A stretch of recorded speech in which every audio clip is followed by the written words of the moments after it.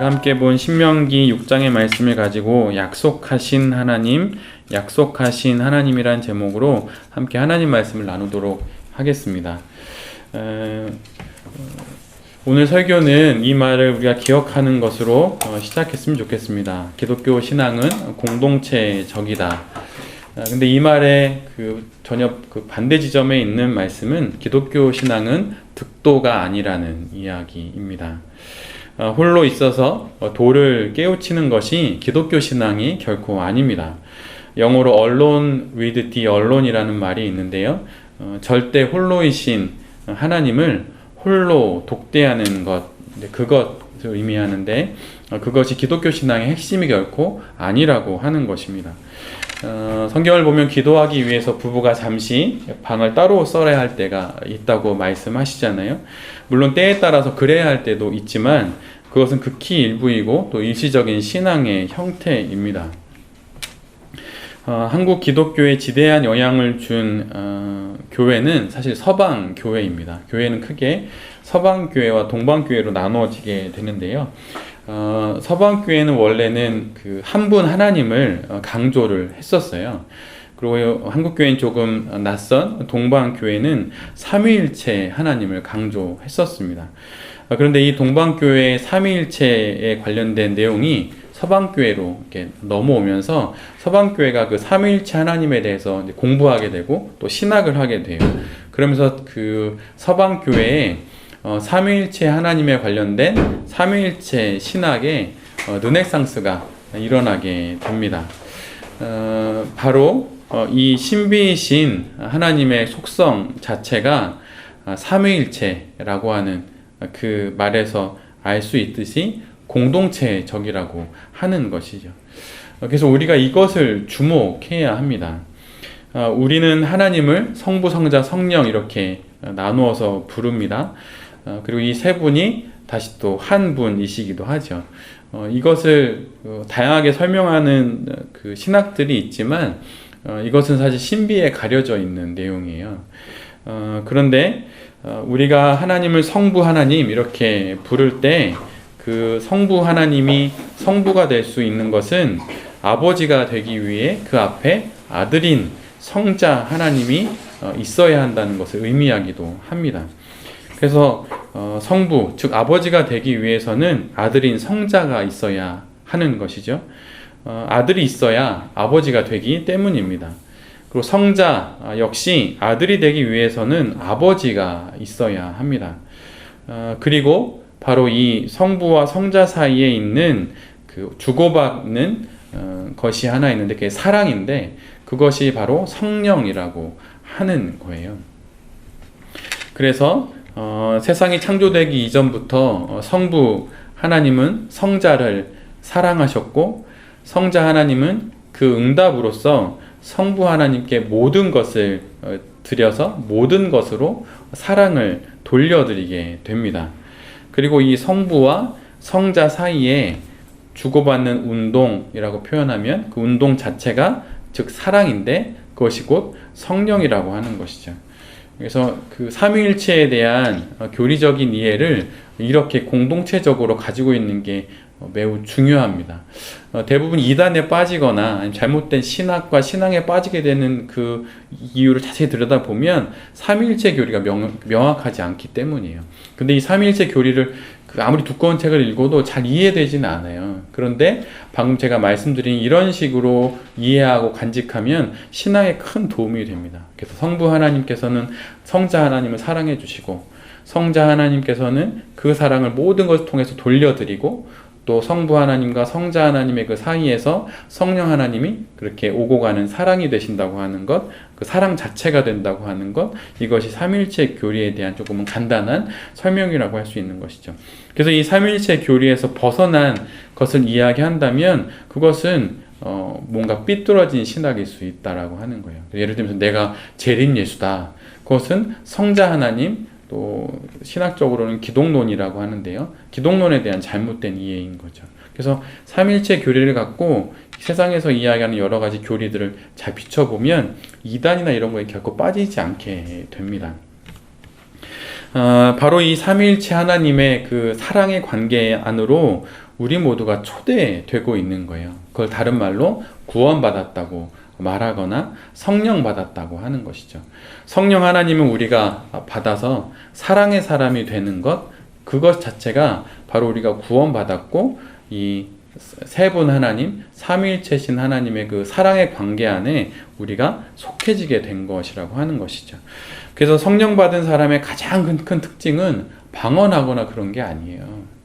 뭐 대단한 신유의 은사 있다가도 그 신유의 은사로 사람들에게 이렇게 돈 이렇게 구하다가 신유의 은사 사라졌다는 그 이야기들 많이 들어보셨잖아요. 저도 제 아내를 통해서 들었습니다. 아내가 살던 동네에 예전에 그 시위의 은사가 있었던 권사님이 계셨는데 돈을 밝히기 시작하시면서 그 은사가 떠났다고 하는 것이죠. 그럼 성령 받는 것은 무엇일까요? 그것은 내가 사랑의 사람이 되는 거예요. 예수님처럼 되는 거죠. 되어 가는 거죠. 그래서 우리가 하나님을 믿는다라고 말할 때 이 사랑의 공동체 속으로 들어가는 것이기 때문에 기독교 신앙은 처음부터 공동체적일 수밖에 없습니다. 현대 기독교 내의 한 현상으로 가난한 성도가 있지요. 물론 그럴 만한 충분한 이유가 있습니다. 종교적으로도 또 사회적으로도 충분히 그럴 이유가 많아요. 그러나 기독교 신앙은 공동체적이고 교회적입니다. 물론 여기에서 말하는 공동체와 교회가 꼭 제도적인 교회를 말하는 것은 결코 아닙니다. 만약에 가난한 성도들끼리 모여서 공동체를 이룬다면 그것도 괜찮은 거죠. 그러기에 그가 누구이든 그 누가 되었든 공동체와 교회를 전제하지 않는 성도란 있을 수 없습니다. 홀로 있으면 책임질 일도 적고 또 간섭도 없어서 편합니다. 돈 있고 건강하고 좀 넉넉한 삶의 형편과 조건마저 있다면 홀로 있는 것이 훨씬 편하죠. 그런데 신앙마저도 이와 같이 홀로 하나님을 잘만 믿으면 된다고 생각합니다. 그런데 그렇지가 않아요. 잘 믿을 수 없습니다. 근본적으로 하나님을 알고 신앙하는 것은 홀로 되지 않는 거예요. 왜냐하면 우리가 믿는 그 하나님이 삼위일체 공동체적인 하나님이시기 때문이에요. 그리고 우리 모두는 다 천국을 가고 싶어 합니다. 천국, 말 그대로 하나님 나라죠. 근데 그 하나님 나라는 홀로 있는 곳이 아니라 말 그대로 천국, 하나님 백성, 하늘 백성과 함께 있는 곳입니다. 천국도 공동체예요. 커뮤니티라고 하는 것이죠. 우리가 매주 이렇게 교회에 모여서 예배하고 또 주중에는 각자의 묵상을 나누며 이 땅에서 함께 지내는 것은 그 하늘 공동체의 경험을 이 땅에서 미리 땡겨서 선취하는 거예요. 그래서 우리가 이렇게 함께 모여 예배드리는 이것은 정말 귀하고도 귀한 일입니다. 오늘 우리에게 주신 이 말씀이 그런데 그런 공동체를 향해서 주신 말씀이에요. 공동체를 향한 말씀의 첫 명령은 가르치라는 것입니다. 가르침의 명령은 홀로 할 수 없는 것이죠. 가르치는 자가 있으려면 배우는 자가 있어야 하는 법입니다. 모세의 설교인 신명기는 하나님으로부터 가르침을 받은 모세가 자신이 배운 그 말씀을 이스라엘 자손에게 그대로 가르치는 내용이에요. 늘 기독교 신앙은 가르침의 형태로 전해집니다. 다른 말로 하면 도제식으로 전해진다고 어느 목사님은 말씀하시기도 하셨는데요. 예언자들은 자신의 말씀이 아닌 하나님으로부터 받은 그 가르침을 이스라엘 백성들에게 전하게 됩니다. 들은 적이 없는 하나님을 누가 믿을 수 있으며 전해주는 자가 없이 어떻게 하나님을 알 수 있겠냐는 사도 바울의 말처럼 기독교 신앙은 가르치는 것으로 전달됩니다. 그래서 다른 어떤 종교보다도 공부가 그렇게 많아요. 특히 개신교는 진짜 공부 많고 훈련 많잖아요. 그런데 그게 그럴 이유가 나름 있는 거예요. 제가 앞에 말씀드린 것처럼 이런 게 있기 때문입니다. 그래서 신앙에는 반드시 교육, 훈련, 양육 이런 것들이 있기 마련이죠. 그래서 모세가 하나님 앞에 서서 그분으로부터 배웠고 모세는 하나님으로부터 배운 그것을, 명령과 법도와 규례를 이스라엘 백성에게 가르쳤습니다. 우리 교회는 처음부터 어린아이들과 어른까지 같은 말씀을 봅니다. 그리고 특별한 경우를 제외하고는 주일 설교도 아이들의 주일 공과와 같은 본문을 맞추어 하려고 합니다. 왜 그렇게 할까요? 그것은 부모님들이 들은 말씀으로 자녀들을 가르치기를 원하기 때문입니다. 아이들이 점점 성장하면서 아이들과 부모는 서로 다른 언어를 쓰기 시작해요. 여러분 혹시 아이들이 쓰는 그 용어들 다 이해되나요? 영어라면 슬랭인데 그거 다 이해되나요? 아이들만이 쓰는 속어가 있지요. 생활 영역이 점점 달라지다 보니 아이들이 쓰는 언어도 달라지게 됩니다. 그럼 나중에 어떻게 되냐면 종국엔 서로 주고받을 말도 별로 없게 돼요. 아이들이 막 말해도 엄마 아빠가 못 알아듣는 거예요. 근데 그러다 보니 나타난 일들이 있는데 부모님들이 아이들의 친구가 되려고 해요. 되게 좋은 것일 수 있잖아요. 노력입니다. 그래서 아이들이 쓰는 속어와 단어를 이렇게 익히고 또 그걸 배워서 이제 막 아이들과 대화를 하죠. 근데 여긴 좀 위험한 게 있어요. 그것은 무엇이냐면 아이들은 친구처럼 말이 통하는 부모를 원하지 친구를 원하는 건 아니라는 거예요. 부모가 언제나 나의 말과 나의 모든 행동들을 그냥 보자마자 이해할 수 있는 그런 친구가 되어주기를, 부모가 그런 친구가 되어주기를 원하지 않아요. 근데 이게 부모들이 하는 실수라고 하는 거죠. 친구들처럼 말이 통하는 부모를 원하는 것이 내 부모가 친구가 되어주기를 원하는 건 아니에요. 그래서 실은 부모는 자녀들에게 되게 다양한 카드를 보여줄 수 있어야 합니다. 때로는 아이들과 이렇게 놀아줄 때 이렇게 져주는, 마치 동생처럼 져줘야 할 때가 있겠죠. 그럼 그런 동생의 캐릭터로 아이들을 대해야 하는 거예요. 때로는 엄마가 아니라 마치 누나처럼 아이하고 조금 격이 좀 더 가까운, 격의 차이가 많이 나지 않는 누나의 모습으로, 언니의 모습으로 아이들이 대해주기를 원할 때가 있어요. 때로는 삶의 지침과 방향을 가르쳐 줄 수 있는 스승과 같은 모습을 부모에게 요구할 수도 있어요. 그게 아이들에게 필요할 때도 있어요. 그렇게 다양한 삶의 카드들을 갖고 아이들의 필요에 따라서 그것들을 보여주는 겁니다. 근데 여러분 이것을 예를 들면 싱글일 때 많이 연습을 하면 부부관계에서도 그것들이 적용이 돼요. 때로는 남편이 아내에게 오늘은 그냥 위로만 받고 싶어요. 근데 나이도 더 많은 남편이라 치면 왜 이렇게 위로받는 모습이 좀 낯설 수 있잖아요. 그럴 때 아내가 오늘 남편이 위로받고 싶어 하는구나. 그럼 내가 좀 나이 많은 누나처럼 해줘야지. 이제 그렇게 되는 겁니다. 그래서 사실은 부부관계에서도 다양한 카드가 있어야 돼요. 때로는 친구처럼 삶의 문제를 그냥 편안하게 이야기할 수도 있어야 하는데, 아니 왜 집안의 결정은 가장인 당신이 다 해야지 왜 나한테 물어보냐고. 이러면 남편이 외로워집니다. 그러면 어떻게 되냐면 밖에 나가서 그 대상을 찾아요. 그래서 아내는 다양한 카드가 있어야 돼요. 때로는 엄마 같은 모성애를 줄 수 있고, 또 때로는 누나처럼, 때로는 친구처럼, 때로는 애교 부리는 동생처럼, 이런 거죠. 남편도 마찬가지입니다. 남편에게도 그런 다양한 카드가 필요한 거죠. 근데 이것이 동일하게 자녀들에게도 필요해요. 나는 그놈만 아빠니까 언제나 그놈만 언어만 쓰거나 친구가 되어야겠다는 생각으로 친구만 되어주거나 그렇게 돼서는 안 됩니다.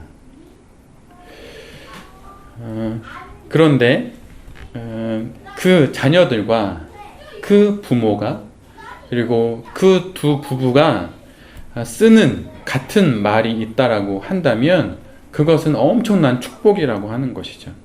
아빠 엄마가 들은 하나님이 주신 같은 말씀을 자녀도 듣고, 그 말씀을 갖고 온 가족이 같은 신앙의 언어를 쓰고 나누면 정말 깊은 영적인 교제가 부모 자식 간에 일어나요. 그리고 그것을 기반으로 설사 부모인 내가 자녀에게 답을 주지 못한다 하더라도 아이가 답을 주지 못하는 부모 때문에 실망하지 않습니다. 그것이 또다시 또 하나의 매개체가 돼서 이렇게 부모와 자식 간에 이야기를 나눌 수 있어요. 사실 저는 아이들에게 이렇게 쓰는 기도 이렇게 편지 노트가 하나 있어요. 그걸 쓰게 된 이유는 제가 부목사 때 아이들하고 일주일에 밥을 한 끼도 못 먹을 때가 많이 있었어요. 그리고 아이들 얼굴을 보지 못할 때도 있었고, 근데 아이들이 점점 크면서 아내 혼자 아이들 양육하는 게 너무 힘든 것을 제가 느꼈고, 아이들에게 아버지의 빈자리를 편지로 대신해 줘야겠다는 생각으로 이렇게 스프링 노트, A4 용지 스프링 노트에다 편지를 써서 아이들 책상에 놔주면 아이들이 그걸 보고 짤막하게 다시 답을 써서 보내줍니다. 근데 아이들이 쓰는 건 대부분 똑같은 얘기예요. 아빠 사랑해요, 감사해요, 고맙습니다. 이거 외에 다른 내용은 없어요. 근데 부모인 저는 여러 가지를 쓰기는 쓰죠. 그런데 이건 사실 시율이가 비밀해달라고 했는데 우리끼리만 알았으면 좋겠어요. 같이 나눴으면 좋겠어 싶어서 제가 그냥 가져왔어요. 제가 자그맣게 읽어드릴 테니까 보세요. 제가 썼던 편지에 아이가 답을 써서 보내준 거예요. 이 편지는 소리내어 읽으면 안 되고 아빠만 알아야 해요. 그리고 그 옆에다 스파이 편지 이렇게 있어요. 근데 그 아이가 썼던 글이에요. 아빠, 하루하루 내가 생활하면서 내가 누굴까? 나는 도대체 무슨 일을 하러 태어났나를 생각하곤 하다가도 물건, 장난감, 샤프를 생각하기도 해요. 저는 어떻게 하면 강한 믿음을 가질 수 있는지 궁금해요. 꼭 다음 편지에 대답해 주세요. 근데 제가 아이들 양육하면서 느끼는 건 아이들이 생각보다 되게 영적이에요. 모를 것 같죠. 그리고 영혼에 대한 그 갈망이나 아니면 영혼에 대한 그 반대면에 있는 두려움들이 없을 것 같죠. 근데 있어요. 근데 시우리가 생각하는 거예요. 난 왜 왔지? 난 뭘 하라고 태어난 거지? 근데 제가 아이들에게 이런 이야기를 해준 적이 없어요. 근데 아이들이 그 작은 영혼에 이런 마음이 생기는 거예요. 근데 여기서 조심해야 될 게 하나 있어요. 뭐냐면 어느 목사님이 이렇게 이야기하셨어요. 아이들에게 부모와 또 기독교 신앙이 줄 수 있는 가장 큰, 그분은 죄악이라고 말했는데, 죄악이라고 여기는 것이 무엇이냐면 아이들로 하여금 신앙에 대한 엄청난 공포와 두려움을 갖게 하는 것, 그것은 죄악이라고 그분은 말씀하시더라고요. 근데 반면에 그 반대 지점을 이야기하시는 분도 계세요. 근데 저는 이분의 이야기에 나름 좀 많이 동의가 돼요. 그런데 그렇다고 공포 때문에 전해주지 않아야 하는 것은 또 이제 아닌 것이죠. 근데 중요한 건 아이들이 무엇인가 영혼에 대한 고민과 생각들이 있다라고 하는 거예요. 근데 그때 그 부모와 자녀가 같은 신앙의 언어를 쓰면 아이가 그 얘기를 해요. 그걸 통해서 아빠하고 엄마하고는 얘기가 되는구나. 이 이야기를 실은 단 한 번도 저 앞에 말로 한 적 없어요. 말로 하지 않는다는 건 마음 깊은 곳에 있는 진짜 고민이라고 하는 거예요. 근데 그것을 아이가 이 얘기를 한 거죠.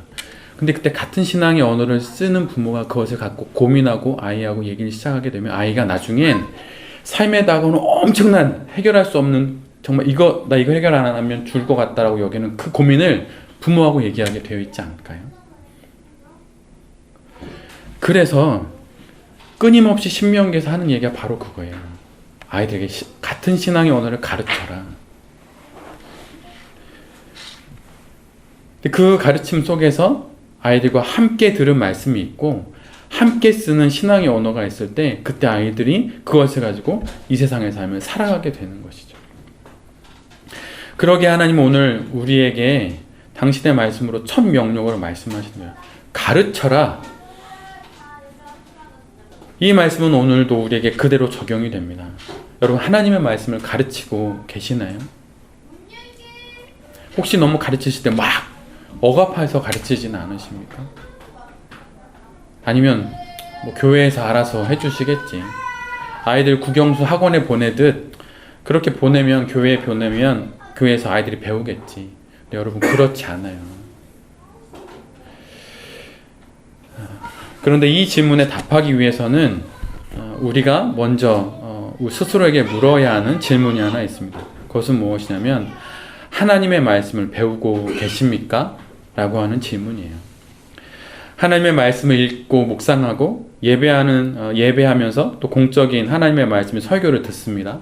때로는 필요에 따라서 신앙서적과 신학책을 통해 하나님의 말씀을 배우기도 하죠. 근데 이것이 실제로 우리에게 있어야 해요. 하나님으로부터 가르침 받는 것이 우리에게 있어야 합니다. 교훈과 책망과 바르게 함과 의료 교육하기에 유익한 말씀을 내가 먼저 배워야 하는 것이죠. 이런 말이 있습니다. 고대는 죽음을 두려워했고 중세는 지옥을 두려워했으며 현대는 허물을 두려워했다는 거예요.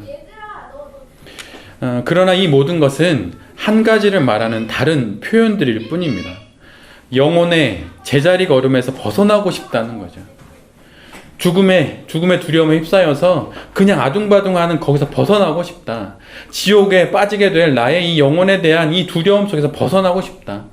무엇을 해도 기쁨도 없고 무엇을 취해도 삶의 행복이 없는 이 허무에서 벗어나고 싶다는 영혼의 제자리 걸음에서 벗어나고 싶다는 그런 말의 다른 표현일 뿐입니다. 그런데 우리의 삶이 제자리 걸음인 이유는 앞에서 말씀드린 우리의 영혼이 제자리 걸음이기 때문이에요. 육체의 생명은 영혼에 있고 영혼의 생명은 하나님에게 있기에 하나님으로부터 공급되는 은혜를 받지 못하면 제자리 걸음의 인생이 되고 맙니다. 그 은혜를 받도록 주신 하나님의 방편이 우리에게 있어요. 그것이 무엇인가요? 바로 말씀입니다. 물론 기도와 찬송도 하나님께서 은혜를 주시는 길이기도 해요. 그리고 이 외에도 많이 있습니다. 제가 돌베개 교회를 생각하며 우선적으로 고려했던 것들이 몇 가지가 있는데 그 중에 하나는 찬양팀이에요. 그리고 그 찬양팀의 이름을 그래서 가장 먼저 정해 두었어요. 찬양팀 간사도 없고 찬양팀 멤버도 없고 심지어 우리 건반은 있는데 건반 칠 사람도 없는데 제가 찬양팀 이름을 제일 먼저 지었어요. 근데 그랬던 이유는 하나님께 올려드리는 찬양이 중요하고 또 그 찬양을 통해서 하나님이 주시는 은혜가 크다는 것을 제가 경험했기 때문입니다. 그러나 주된 은혜의 통로는 오늘 말씀처럼 배움과 가르침으로 전해지는 말씀이에요. 하나님의 말씀을 배우며 우리는 차츰 죽음과 지옥에 대한 두려움, 허무로부터 벗어나기 시작합니다. 말씀을 배우는 것, 이것은 엄청난 것이에요. 그러나 동시에 그리 대단한 것도 아니에요. 밥을 먹듯이 물을 마시듯이 숨을 쉬듯 그렇게 말씀을 읽고 묵상하고 적용하고 기도하고 사는 것이 말씀을 배우는 것입니다. 가끔 말씀 묵상의 매너리즘에 빠질 때가 있어요. 어제의 말씀이 오늘 말씀 같고 오늘 말씀이 내일 말씀 같아서 더 이상 말씀에 대한 기대가 없을 때가 있습니다. 근데 그것은 몇 가지 이유가 있어요. 먼저는 말씀 묵상 훈련을 하지 않았기 때문이에요. 제가 여러 번 말씀드리지만 훈련 없이 신앙은 되지 않습니다. 그래서 훈련을 받아야 돼요. 이렇게 하는 게 말씀 묵상하면 유익하구나 라고 하는 그 뼈대와 같은 것을 배우면 거기에 살을 붙이는 것이 좀 더 쉽게 되는 것이죠. 그리고 또 하나는 꾸준하지 않기 때문입니다. 오늘하고 내일하고 모레 또 말씀을 계속 묵상을 할 때 그게 점점 이렇게 붙어요. 우리 암기에 관련된 과학적인 내용 들어봤잖아요. 27일 뒤에는 모든 걸 까먹잖아요. 그러니까 27일 안에 이렇게 자꾸 반복하면 더 많이 기억되는 거예요. 이렇게 막 기하급수적으로 표현하자면 그렇게 더 암송이 되고 암기가 되는 거죠. 그래서 꾸준한 게 도움이 됩니다. 그리고 또 그 다음으로는 너무 빠르게 대충 하기 때문이에요. 즉 달리 말하면 시간을 들이지 않기 때문입니다. 구별된 시간이 반드시 필요하고 구별된 공간도 필요합니다. 그리고 마지막으로는 공동체에서 함께 나누지 않기 때문에 말씀의 매너리즘에 빠지게 돼요. 우리는 그래서 공동체에서 우리는 지금 함께 말씀을 나누게 되잖아요. 바로 이러한 것들이 우리 가운데 있을 때 말씀의 매너리즘을 벗어나게 됩니다. 그리고 가장 큰 이유 중에 하나는 어떻게든 말씀 묵상은 계속하지만 그곳으로 끝날 뿐 기도의 세계와 연결되지 않기 때문이에요. 기독교 신앙을 날아오르게 하는 두 날개가 있다고 합니다. 하나는 말씀이고 또 하나는 기도예요. 그런데 말씀이라는 한쪽 날개로만 계속 날개짓을 하니까 잘 날지를 못하게 되는 것이죠. 그런데 이런 현상이 일어나는 이유는 말씀을 머리로만, 지식으로만 대하기 때문입니다. 말 그대로 정말 배우기만 하기 때문이에요. 그런데 이 말씀을 기도로 연결시켜 줄 때 비로소 말씀이 더욱더 아주 꿀과 같은 말씀이 되죠. 근데 그 가운데 이어주는 것이 하나가 있는데 그것을 오늘 우리가 보는 말씀 가운데서 하나님께서 명령하세요. 그것이 무엇이냐면 행하라는 거예요. 깨달은 말씀을 행하려 할 때 우리 모두는 거의 같은 경험을 하게 됩니다. 그것은 바로 이것인데, 내가 이 말씀대로 살 능력이 없구나. 말씀을 묵상했지만 그것을 내가 삶에 적용할 만한 그런 능력도 없고 심지어 그럴 의지도 없구나 라고 하는 것을 경험하게 됩니다. 바로 이 나의 무능과 나의 이 육적인 게으름, 영적인 실증을 딱 맞닥뜨리게 되는 순간 바로 거기서 기도해야겠다 라고 하는 생각을 하게 되는 것이죠. 마음의 원함은 있으나 육신이 약하여서 이것을 도저히 내가 할 수 없구나 라는 것을 알게 됩니다. 그때 비로소 하나님 앞에 엎드려 기도하게 되는 것이죠. 주님, 제가 이것을 정말 원합니다. 그런데 이 원함을 따라 살아갈 능력이 내게 없습니다. 주님 도와주십시오. 이렇게 기도하게 되는 것이죠. 기도하지 않고는 결단코 이 말씀을 배우고 행하는 것이 불가능하다는 것을 깨닫게 됩니다. 그러기에 배운 말씀을 행하려는 사람들은 기도하지 않을 수 없는 것이 법이죠. 내 삶으로 살아내고 싶은 말씀의 세계가 있는 사람은 반드시 기도의 세계를 찾게 되어 있어요. 여러분 이 말씀을 잘 한번 기억해 보세요. 내 삶으로 살아내고 싶은 말씀의 세계가 있는 사람은 반드시 기도의 세계를 찾게 되어 있습니다.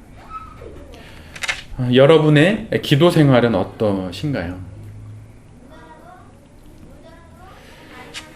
그런데 이렇게 말씀을 배우고 기도를 하며 행한 사람은 한 가지 의무를 갖게 되는데 그것은 가르쳐야 할 의무입니다. 하고 싶으면 하고 싶지 않아서 내게 능력이 없어서 뒤로 미루는 것이 아니라 이것은 내가 해야 할 의무라는 거예요. 의무 이행의 그런데 첫 대상이 바로 자녀입니다. 조금만 넓게 이야기하면 가족이라는 것이죠. 만약 내가 부모라면 자녀에게 말씀을 가르쳐야 합니다. 신명기 전체를 다 읽어보면 모세가 주구장창 하는 이야기는 바로 이거예요. 하나님의 말씀을 배워라, 배운 대로 행해라, 그리고 그것을 자녀에게 가르쳐라. 이것이 신명기 전체입니다. 오늘 본문 7절과 5절을 보면 내 자녀에게 부지런히 가르치며 강론할 것이며 기호와 표로 삼고 문에 기록할지니라. 이렇게 기록합니다. 배우고 행함으로 자신의 마음에 새긴 그 말씀을 부모는 자녀에게 가르쳐야 하는 것이죠. 그것도 부지런히 가르쳐야 합니다. 학원 빼먹으면 몽둥이질하고 일으켜서 학원 보냅니다. 자녀들의 미래가 여러분 어디에 달려있나요? 성적 한 5등, 6등 떨어지면 난리가 납니다. 학원을 바꾸죠. 아이가 몸이 아프면 이 병원 갔다 저 병원 갔다, 약이 아이에게 듣지 않으면 바로 다음날 아침에 새벽같이 병원에 갑니다. 그런데 아이들의 미래가 그대 영원히 그것에 달려있는 것입니까? 자녀들의 미래는 하나님께 달려 있습니다. 여러분 이 말씀에 아멘 해야 합니다. 우리 모두는 아멘 해야 해요. 그런데 누가 이런 말을 아멘이라고 하는 이 고백을 할 수 있을까요? 그렇게 할 수 있는 사람은 그렇게 살아본 부모만이 자녀에게 그렇게 말할 수 있어요. 말씀으로 살고 체험하여서 마음에 새겨진 그 말씀이 있는 부모가 가르칠 때 자녀들 역시 그 말씀을 마음에 새기고 마침내 부모가 없는 자리에서 부모가 떠난 이후에도 그 말씀을 따라 살게 됩니다. 자녀들 앞에 이런 수식어가 종종 붙지요. 생명보다 귀한 자녀. 저도 기도할 때 이렇게 기도합니다. 정말 그래요. 이토록 소중한 자녀에게 부모가 전해주는 것이 그 부모의 마음과 뜻과 힘 안에 있는 가장 귀한 것임은 당연한 것입니다. 지금 자녀에게 하나님의 말씀을 부지런히 가르치고 계십니까?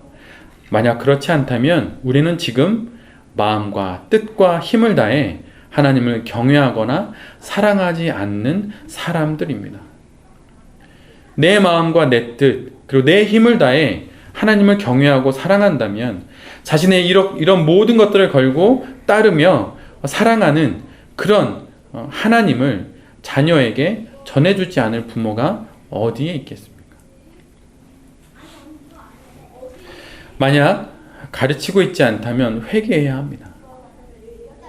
한 영혼이 가장 아름답게 빛날 때가 2번 있다고 말해요. 한 번은 예수님을 처음으로 영접할 때, 영혼을 드디어 가지게 된 그날 아주 그 영혼이 환하게 빛난다고 하는 것이죠.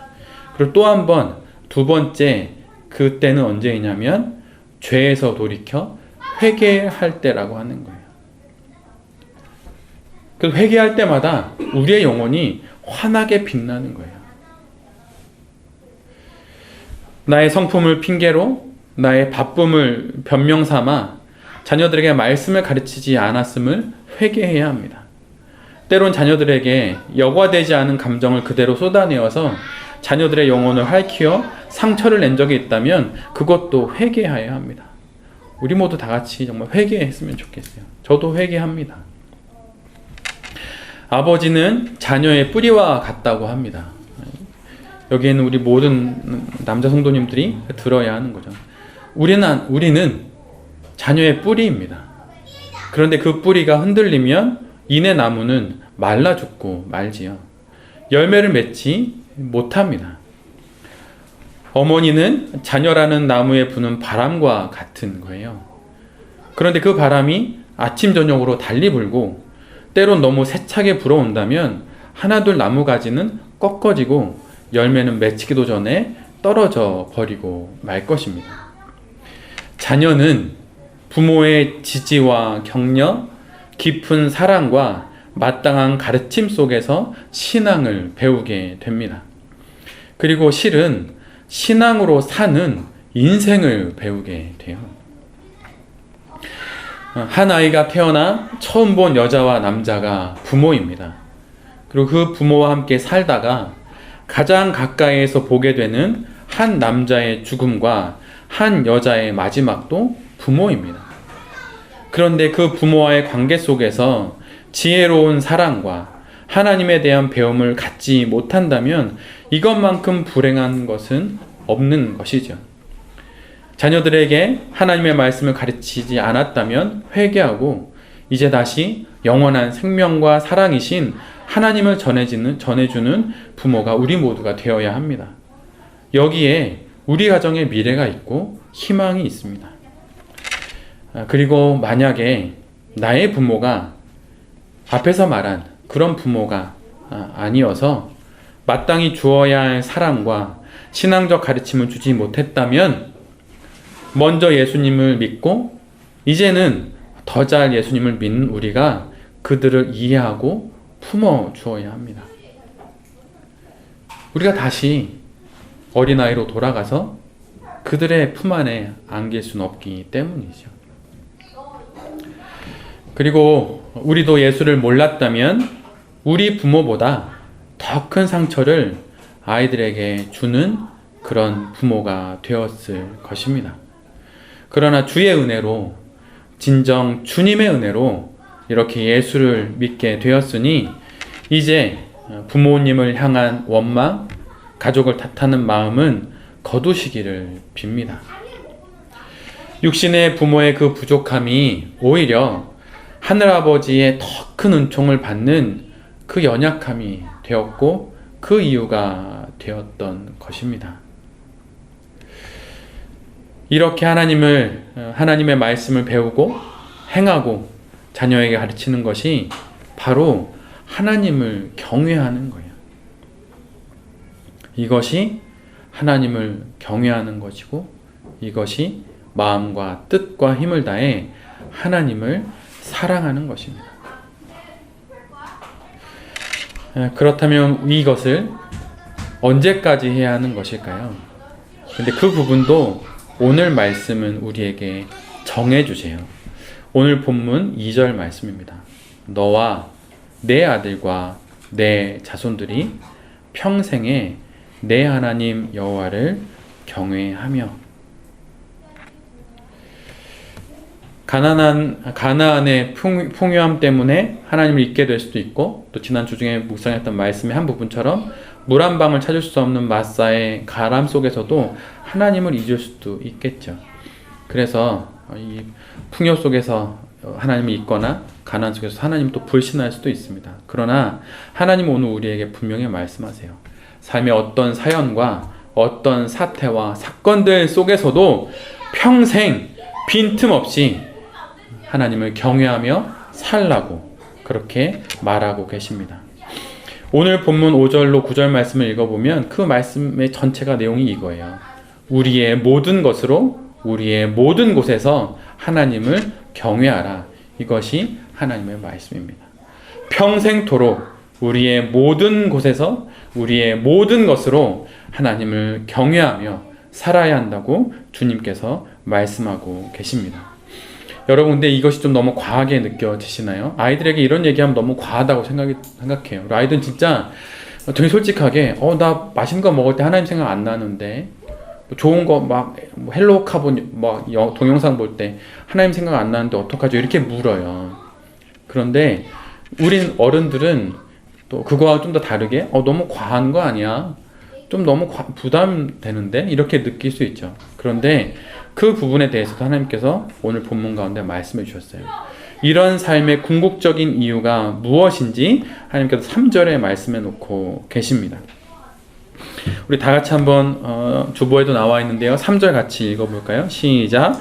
이스라엘아 듣고 삼가 그것을 행하라. 그리하면 내가 복을 받고 내 조상들의 하나님 여호와께서 내게 허락하심과 같이 젖과 꿀이 흐르는 땅에서 내가 크게 번성하리라. 이스라엘 대신 우리의 이름을 넣어도 좋을 것 같아요. 우리 교회의 이름을 넣어도 좋고, 또 생명보다 귀한 우리 자녀들의 이름을 넣어도 좋을 것 같습니다. 이스라엘아, 우리 자녀들의 이름 다 넣으면 얘들아 듣고 삼가고 그것을 행해야 한다. 왜냐하면 그것이 내게 복이 되기 때문이다 라고 하는 것이죠. 하나님께서 명확히 말씀하십니다. 이게 복이다. 이것 가르침을 받고 배우고 행하는 것, 그것이 복이다 라고 하는 것이죠. 하나님께서 이것을 우리에게 약속해 주셨어요. 오늘 우리에게 새삼스럽게 약속하시는 게 아닙니다. 그 이전에 수천 년 전에 이미 약속하신 하나님이 우리가 믿는 하나님이에요. 지난 주 중에 우리가 함께 묵상했던 말씀 가운데 이게 복이다. 너희들이 복을 누리게 하기 위함이다. 항상 복을 누리게 하기 위함이다. 이런 천대까지 복을 누리게 하기 위함이다라는 말씀이 6장 24절, 7장 9절, 7장 12절에 계속 나오게 됩니다. 하나님께 우리의 인생이 달려 있습니다. 하나님께, 약속하신 하나님께 우리 아이들의 인생이 달려 있어요. 자녀된 우리, 또 부모된 우리, 또 한 인생으로서의 우리의 모든 것들이 약속하신 하나님께 달려 있습니다. 여기 있는 우리 모두가 또 이 말씀을 전하는 제 자신이 약속하신 하나님, 그 하나님을 이곳에서 함께 잘 믿는 은혜가 있기를 원합니다. 그리고 돌베개 교회는 우리 모두에게 두 번째 교회예요. 여러분 잊지 마십시오. 여러 상황으로 외국에 이사 갈 수도 있잖아요. 떠날 수도 있습니다. 지방으로. 그런데 여러분, 평생토록 우리가 함께 영원토록 신앙생활해야 할 첫 번째 교회는 가정입니다. 여러분, 그 가정에서 나의 사랑하는 자녀들과 부모님들과 때론 나에게 상처를 준 그 모든 가족들과 함께 신앙생활 해야 합니다. 내게 주신 첫 교회인 가정에서 또 우리에게 주신 두 번째 교회인 이 돌벽의 교회에서 함께 오직 하나님만을 경외하고 사랑하며 살다가 주의 나라에 이르게 되는 그 놀라운 축복들이 여기 있는 우리 모두에게 있게 되기를 간절히 기도드립니다. 아멘.